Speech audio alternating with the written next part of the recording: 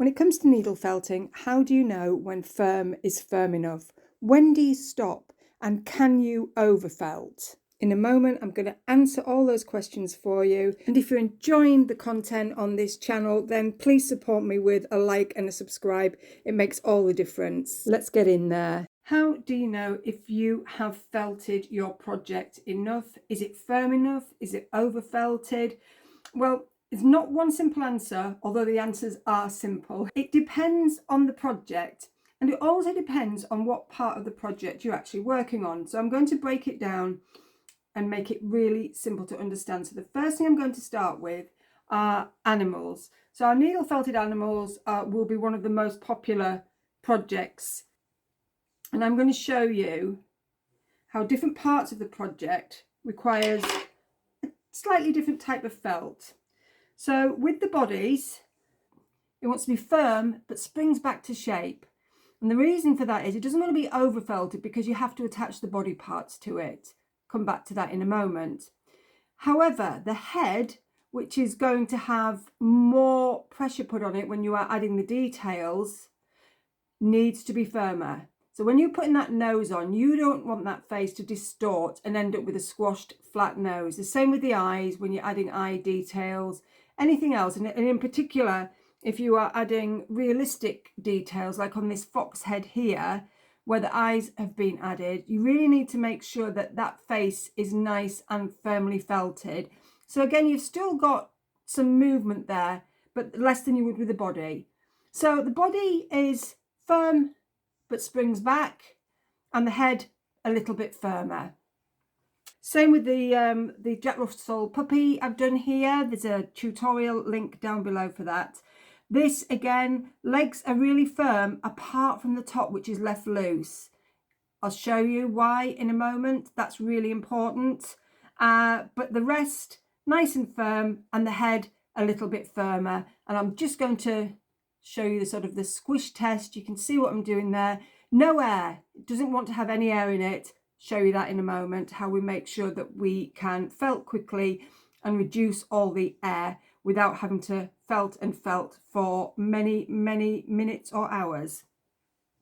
And then the sheep, they're brilliant, especially for beginners, because they can hide a multitude of sins. Again, you're working on the same basis, firm but springs back. And the same principle applies. The head needs to be firmer so we can add these lovely face details without distorting that shape you've worked so hard to create. Very simple project here, created around a barbecue skewer, but the same rules apply. Now, when it comes to something softer, like this pig here, I've got wire in the legs and wire in the tail. The rest is just wool. I've gone for a softer body here because I've got a darker wool underneath that I've pulled out with a reverse felting needle. But the face, I've slightly felted a little bit firmer because I wanted to add that nose, and I knew I would be felting onto that quite aggressively. So I didn't want to lose that shape. So that's the rule of thumb for animals. With something that is more sort of plant-based, like the needle felted mushrooms, then you can get away with a bit more squish because you're not putting any detail really on here, just very loose details, and the same with the caps. So you can get away with a bit more squish. However, still needs to be able to hold itself up, and that's on an uneven surface, and it's still holding itself up. So make sure that that base is nice and flat. Now to the other question, can you overfelt? Absolutely you can. And I'm going to show you a classic example here because I've used this in quite a lot of photo shoots. I've felted and moved things around quite a lot. And this ear, I have actually overfelted. Can you see how that is flopping now? And it doesn't seem to matter, even though I'm going to use a fine needle. That's a 40. Even when I'm felting through with a fine needle, that is no longer holding its shape, or it'll hold it for a few minutes and then it will flop back down again. And what happens is when you overfelt, you start to actually break down the fibres. The wool fibres, instead of interlocking together, they're not those interlocking fibres anymore. You've broken down those fibres so that it can't actually stick to it anymore. So I will probably need, well, I definitely will need to take those ears off and make some new ones with some nice fresh wool at the end. Which brings me to my next point, why when you are making needle felted animals, you have a nice firm body, like I said, firm but springs back. But when you add the limbs, it's really important that you leave a loose part at the end. I've got a different colour here so I can show you the contrast, because what you want to be able to do is attach some nice fresh wool to the body, and it wants to attach quite easily. That wool is pushing through into the body. It's tangling with the wool in the body, much easier to work on as well. And then you can see already that's really nice and firm. You try and do that with an end that is as firm as the body is, it's nigh on impossible to get that to attach. And then even if it does, you've distorted it and you've flattened it. And I'm just going to pull that away so you can see how there's very, very few fibres there holding on. So that's why it's important when you are creating limbs for your animals to attach, the legs and the ears, that you leave a nice fresh piece of wool. When you start, I'm just going to roll a very basic cylindrical sort of barrel shape.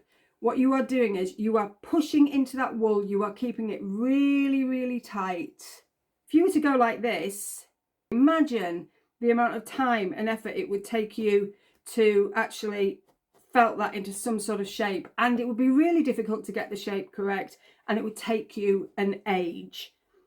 So what you must do is you roll this. It's completely different to working with wire. Forget about working with wire. These are just the basic shapes. Wire is a completely different way to needle felt, and if you're a beginner, there's no need to start with wire. A lot of needle felters don't even use wire, so don't feel that you have to start with wire. So I'm rolling this really tightly with my fingers because I'm tucking in those ends as I go, because I want to maintain the shape, but I don't want any of that air in. And then I'm going to take, this is a 38 star needle. I do have a 36 here, and that works as well, but I find I get further quicker with the 38. If you're flat felting, then it's different. But I'm just really wanting that to hold together. And then I'm going to roll again. And this is where we're pushing really into the centre of that fibre. We're really tangling those fibres in the centre, just tucking in those ends gently. And then if you want, you can turn it over, do the other side. Just make sure we're not ending up with a sausage instead of a cylinder. We've got to keep working it all the way around. Really pushing down on this wool so that that air is removed. And this is what will really firm up your project very quickly, allowing you to move on to the next part of your project. And you can see, because we squished out all of that air very quickly, we've got a shape that within a few minutes will be ready to use, in less than a few minutes. If you were to just roll that loose with all the air in, look at the difference. That is what you're going to end up with. This is your scaffolding. This needs to be firm but squishy, like so.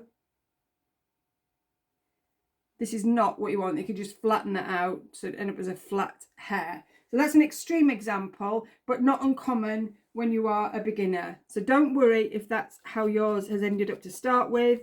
This technique will deal with that problem very, very quickly. And then when it starts to get really firm, then you can go to a finer needle, going diagonally, always working with in a straight line, keeping that needle straight. You don't want to bend it, especially these finer needles, because they will break. And now we're working those top layers down. We've got the middle layers, the center layers, the core is felted. And now we are just working on those outside edges. And all the techniques that I'm showing you here today have dedicated video tutorials, so you will find those down below in the links or in the Felt Hub in the playlist in the beginners sections. Then I want to talk to you about when you are creating something that is going to have fine detail on it. Imagine you are making some, maybe an Easter egg with flower embellishments on. I've got this purple wool here, nice bright colour, and I want to create maybe a petal on my shape. So I have felted this. This is a ball shape, but let's imagine it was an Easter egg or some sort of hanging decoration. So as you can see, that's really nice and firm, but that is more firmly felted than the body of that hair.